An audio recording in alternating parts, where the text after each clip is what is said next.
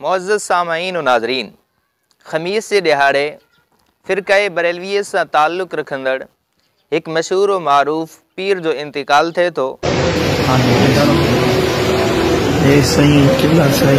मज़ार है रोज़े शरीफ दीवार में सदर रोई रही है आदाए देखो रोज़े शरीफ की दीवार भी रोंदी पई है। देखो रोज़े शरीफ दीवार रोंदी पई है। देखो अल्लाह के वली की करामत दीवार भी रोंदी पई है। देख सकते हो दीवार रोंदी पई है। पानी देखो दीवार। उनका बाद में सोशल मीडिया ते एक वीडियो वायरल कई वने थी जंहिंजे अंदर इहो ॿुधायो वञे तो त मरण वारे पीर जे दुख में इंसान दीवारूं भी रोई रहियूं आहिनि। जॾहिं सोशल मीडिया ते यह वीडियो वायरल थे थी, काफ़ी अहबाब पंहिंजा परावा इन वीडियो के ॾिसनि था। उनका बाद में काफ़ी अहबाब असांजे व्हाट्सएप मथां फेसबुक मथां मैसेज कया साईं हिन वीडियो जी हक़ीक़त छा आहे। त उन्हनि जी ख़िदमत में गुज़ारिश आहे, अल्लाह तबारक व तआला क़ुरान मजीद फ़ुरक़ान हमीद में मुशरिकीन जी हक़ीक़त बयान कंदे इरशाद फरमायो, फ़मन अज़लमु मिम्मन इफ़्तरा अलल्लाहि कज़िबा, कि उन्हनि खां वधीक केरु ज़ालिम थी सघे थो जेके अल्लाह जे मथां कूड़ो इफ़्तिरा ॿधनि था। छा ॿधनि था? कूड़ो इफ़्तिरा। उहो छाजो आहे? त उहे पंहिंजे बुतनि खे, उहे पंहिंजे जंहिंखे अल्लाह सां शरीक करनि था, वलियुनि खे, बुज़ुर्गनि खे, झंडनि खे, कंडनि खे अल्लाह जो मुक़र्रब सम्झनि था, अल्लाह जो महबूब सम्झनि था, ऐं इहा शइ उहे अल्लाह ॾे मनसूब करनि था। त अल्लाह साईं फरमायो हीअ मुशरिक अल्लाह ते इफ़्तिरा ॿधनि था कूड़ो।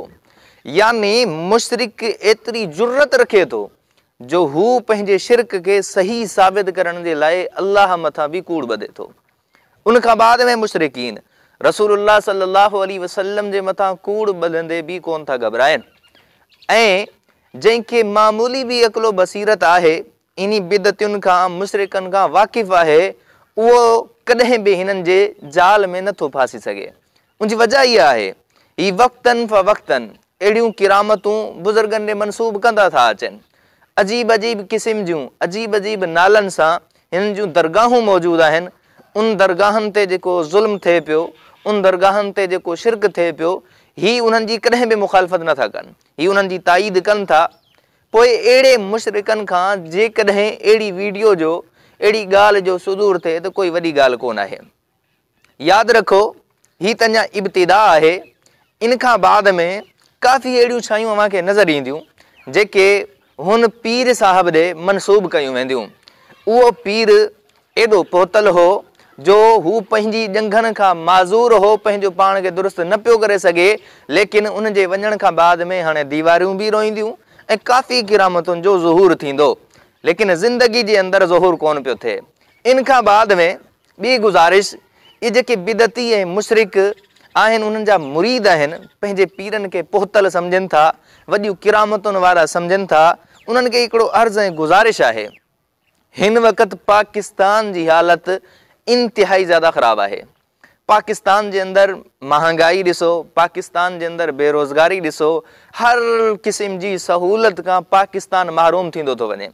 इहे किरामतां मरण खां बाद में जो ज़ाहिर थियनि थियूं, इन्ही पंहिंजे बुज़ुर्गनि खे, इन्ही पंहिंजे मुर्शिदनि खे ॿेली मिनथूं कयो, इलाज कयो, ताकि इहे किरामतूं ॾेखारनि, पाकिस्तान जी हालत खे दुरुस्त कनि, त असां भी इन्हनि जा मुरीद थियूं।